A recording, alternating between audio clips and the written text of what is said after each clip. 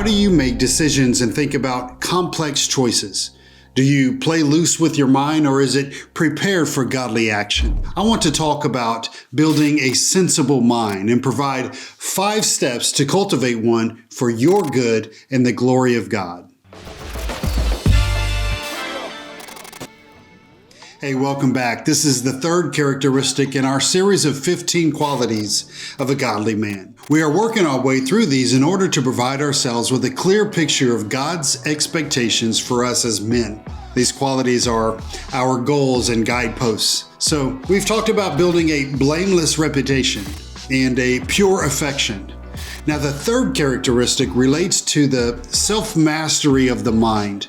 We are to be sober-minded. I think the best place for us to start, if we are to capture the idea behind this word, is with Romans 12:2. It says, "Do not be conformed to this world, but be transformed by the renewal of your mind, that by testing you may discern what is the will of God, what is good and acceptable and perfect."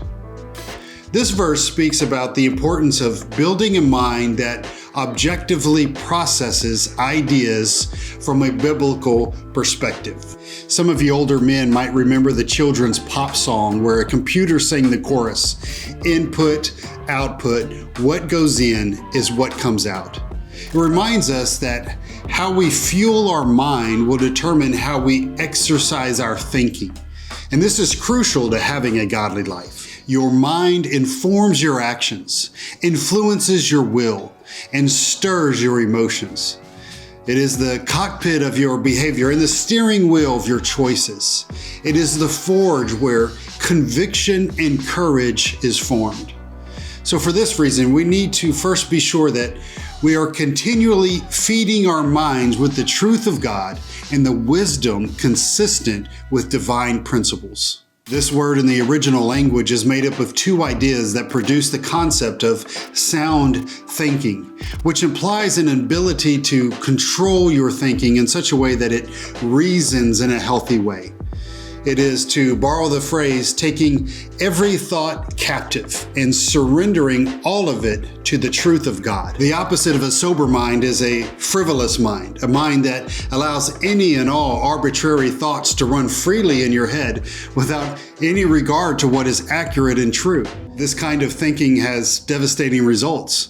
Romans 1:21, for instance, tells us that for although they knew God, they did not honor him as God or give thanks to him, but they became futile in their thinking, and their foolish hearts were darkened. So a loose mind results in a loose life. Think of it this way. We have doors on our homes to keep unwanted guests from entering in, and to keep uninformed children from exiting. Leaving the door wide open will result in a chaotic home.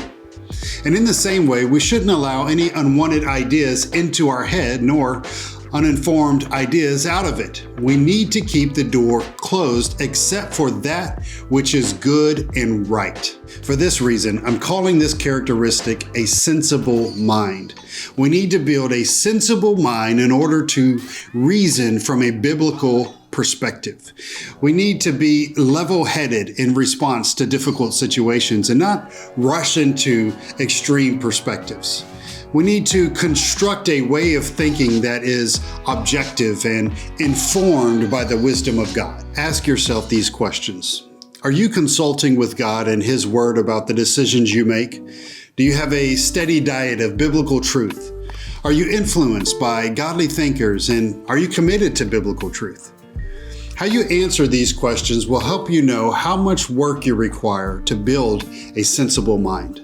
Now, before I give you some practical guidance, would you consider hitting the subscribe button and tapping the bell? That way you'll know when the next video comes out. This is only the 3rd of 15 qualities in this series, and I think you'll benefit from each of them as you pursue a life of godliness. Now, let's get practical. First, consume sound doctrine. This is done by reading the Bible and studying the principles that arise from your reading.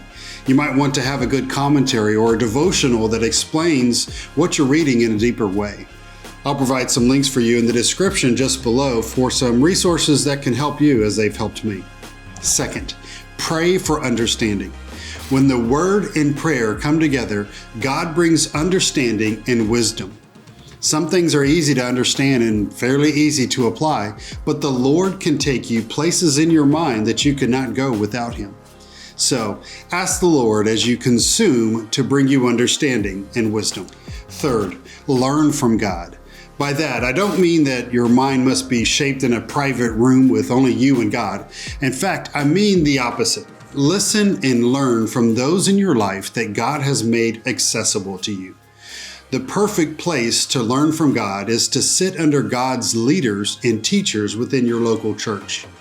If you belong to a biblical church, then these are the people God uses to shape your thinking. Fourth, seize every thought. Not everything you think or hear, even from the wisest people around you, is truthful and right. So, it is a good exercise to take every thought captive and examine it in light of biblical truth. Ask yourself, does this idea submit to the lordship of Christ? If not, file it away in the trash. You don't need it. Finally, pass it on. More than often, we deepen our understanding of truth by teaching others. It requires us to think carefully and logically about our ideas and causes us to refine them when needed.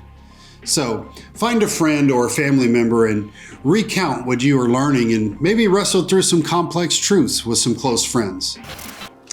I hope this is helpful to you. This world is full of frivolous thinkers and could use some sensible minds in it. So I encourage you to think deeply about these things. And if you haven't yet, watch the other videos on the qualities of a godly man. I'll link to them in the description below. Hey, this is only number 3 in our list of godly characteristics, so subscribe to watch future videos and hit the bell to be notified when new ones are published. As always, I provided a link in the description to dive deeper into the sensible mind by reading a more exhaustive treatment on the subject. Hey, if you want to continue your study of a godly man, you want to click on the next video. It talks about having a restrained appetite.